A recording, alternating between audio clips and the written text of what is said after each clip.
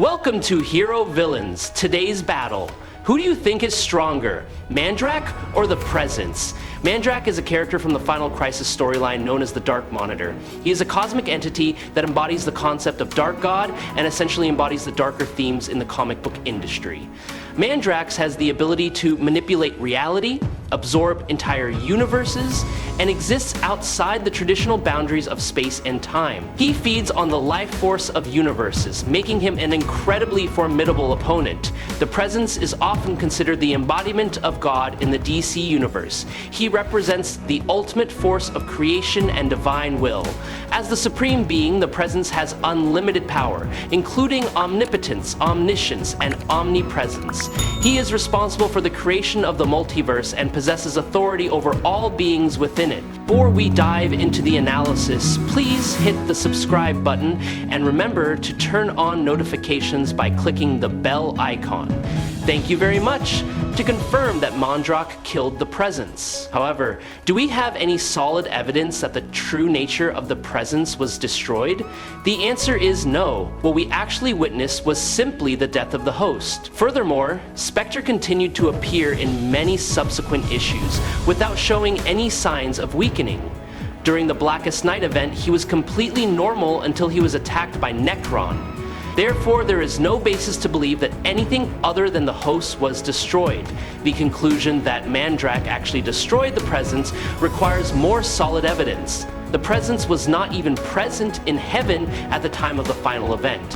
He has not been seen since the end of the Lucifer 2000 story arc until his darker incarnation in Lucifer in 2016. The Lucifer arc ended in June 2006, while Final Crisis was published in 2008. The last time the Presence was seen was when Lucifer confronted him in the Void, as mentioned by Metatron and the Archangels. Importantly, the regular angels were unaware of what had happened to the Presence. Only the Archangels knew.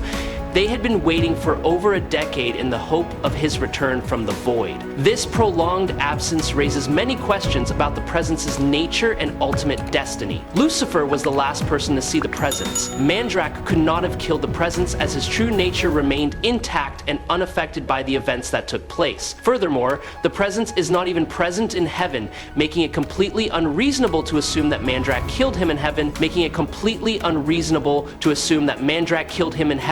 The angels could not have confirmed the Presence's death or sought vengeance if they had not seen him for 11 years, and there was no indication that he had been destroyed. The dying god was Darkseid, not the Presence. For example, if I were to say John was a dying man and Adam was the son of a man, that would not necessarily mean that John was Adam's father. Similarly, the illusion here simply emphasizes that Darkseid was in a dying state. In fact, even Superman has neutralized Darkseid's final impulses. It is clear that Darkseid was not an alien, but a true god who fell after the battle with Orion. Was Darkseid, in his weakened state, who is called the Dying God.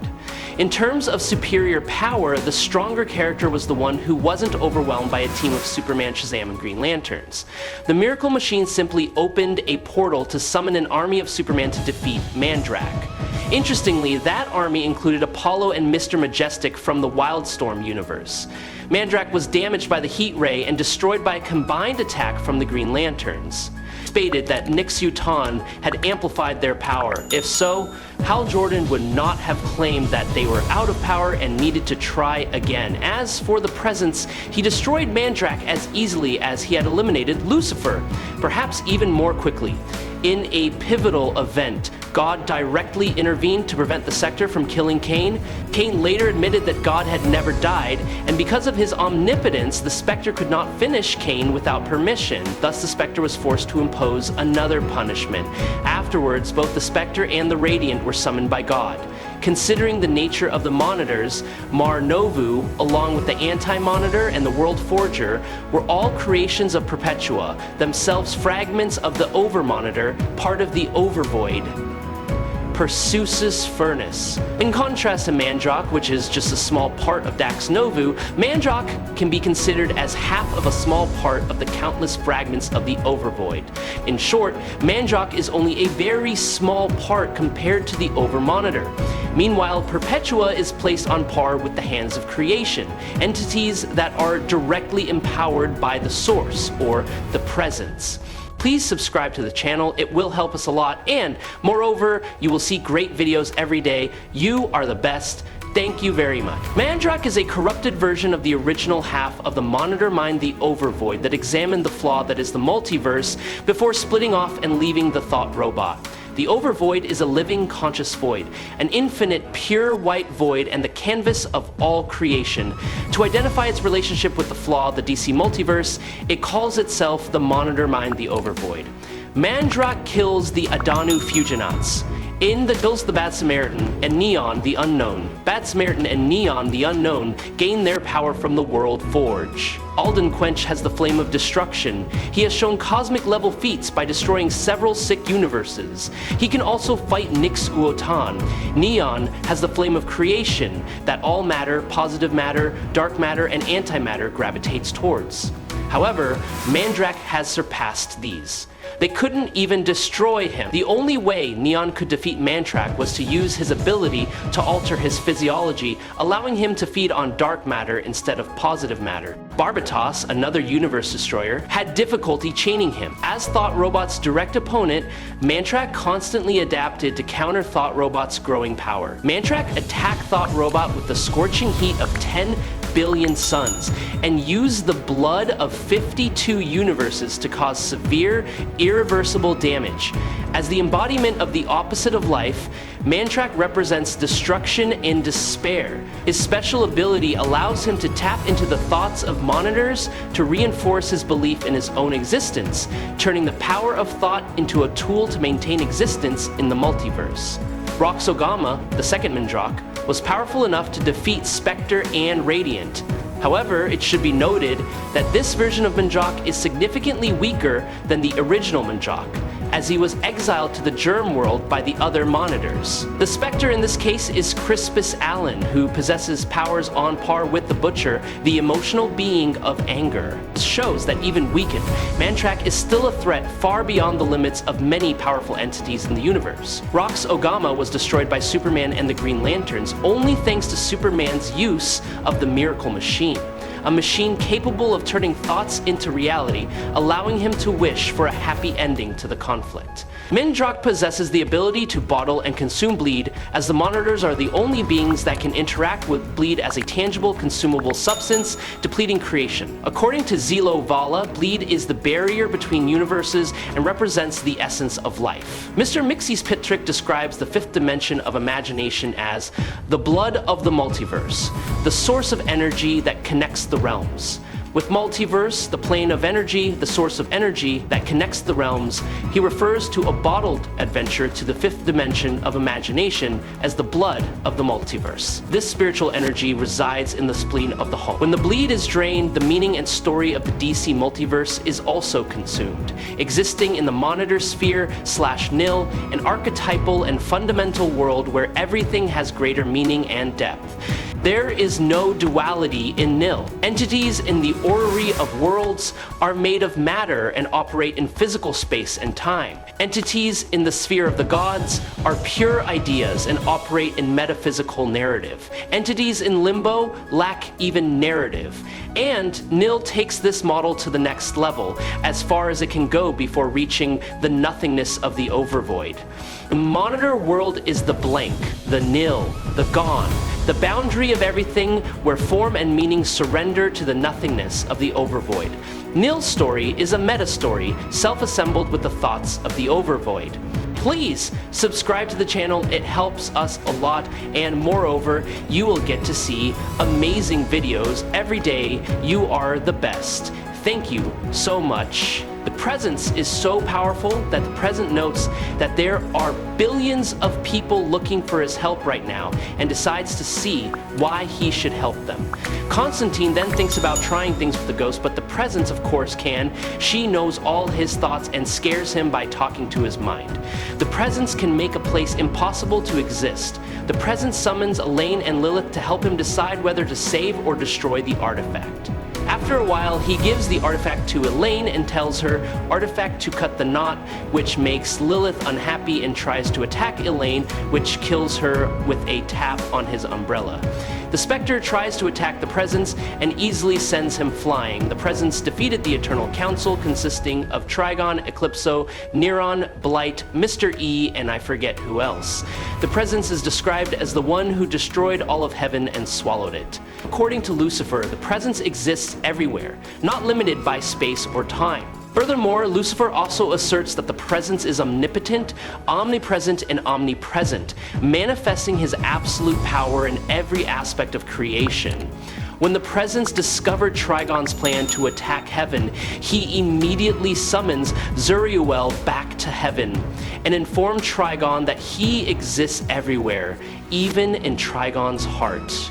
The Presence possesses the ability to observe everything in creation, even when he is not physically present, and asserts his ultimate power. When Dream holds a meeting with a group of gods to decide the fate of the key to hell, the Presence delivers a message to Dream through the angel Remiel, who is sent to observe the meeting. Remiel announces that Dream will have to hand over the key because hell must exist. While I do not have the full context for this quote, there is a view that the entire universe is just a dream of God, and the creatures that inhabit it are just fragments of God's imagination drifting in that endless dream. It is said that all of existence is nothing more than his dream.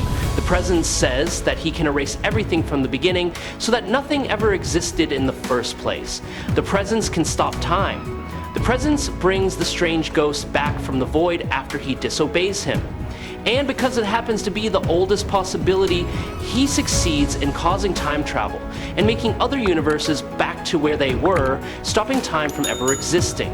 The Presence can stop time. The Presence brings the strange ghost back from the void after he disobeys him. When Dream comes to confront Lucifer, he sends Cain to inform him of the upcoming dreams. Some of Lucifer's minions want to know how to deal with Cain, but Lucifer tells them that no one is to touch Cain because he is protected by someone much more powerful than Dream, namely his father.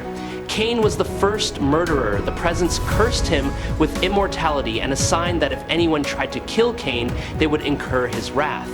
Cursed Cain that if anyone tried to kill Cain, they would incur his wrath. In fact, it was the Presence who gave Dream his power. Fate is a side effect of the Presence's deterministic approach to the act of creation, and the Presence's most iconic feat is his will. The Presence defined every variable of the law. Everything that happened was because he made it happen. God tells the ghost that it is foolish to attack him because there is nothing he can do that God cannot. God tells him that creation is his to devour if he wishes, and that the rights, the rules of existence all come from him, and he is the one who chooses what they will become. Dream of the Endless views the Presence as supreme. It is said that the Presence created the angels in the same breath as the city. Or in heaven was planned. Again, the fall of Lucifer was part of the Presence's plan. Cronus claims that the Presence is the center of creation, the ultimate source of the God Wave. When Cronus attempts to attack the Presence and steal the God Wave, it is said that the God Wave is the soul of creation. Also, when Cronus tried to take the God Wave from the other gods, they could feel the infection spreading throughout the universe, and they could feel every single creature in it starting to die. The universe became sieved and became a field school in order to whisper the words to every little baby in the universe, and they could feel the infection spreading throughout the universe, and they could feel the infection spreading throughout the universe, and they could feel the world as we know it, as we were born on it. Eventually, Cronus stole the Presence power, aka the God Wave, that was in the source. With it, he saw everything, he felt the God Wave, and realized that all was one, and it was too much for him. Sadly, another scan, I am not sure of the full context, but a new god tells Superwoman that she felt the source in heaven.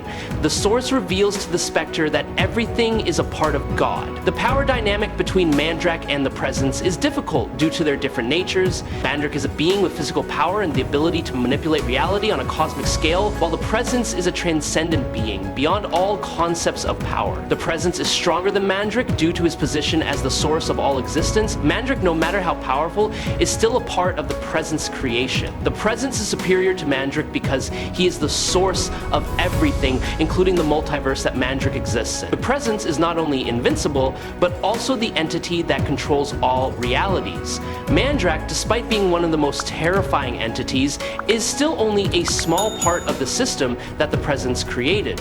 I hope you enjoyed this fight. If you have any questions, leave them in the comments. Follow me if you like. That's it for today's video. Thanks a lot.